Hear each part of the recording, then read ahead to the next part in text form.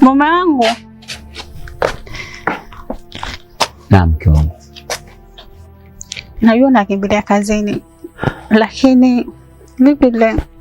Ombi langu la jana nilokuambia. Mke wangu. Mimi nafikiri jana tumeongea mengi sana mimi na wewe.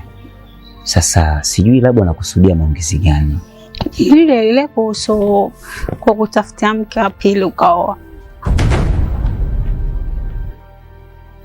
Lakini mke wangu, kuhusu hilo si tumeshaongea na tumeshalimaliza.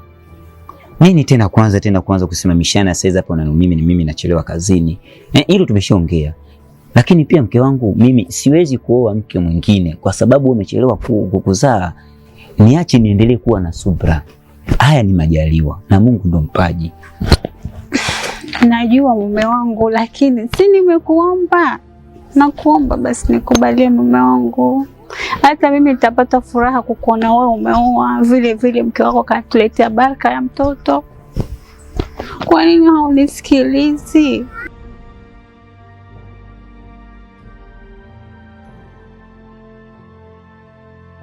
Mke wangu. Sawa. Nitakufurahisha. Ila niache nirudi kazini. Nitakupatia jibu ambalo wewe unaona linastahili kujibiwa. Naomba uende ndani ukapumzike. Haya, sawa. Nakupenda. Nakupenda pia mama wangu. Baadaye. Okay, kazi njema.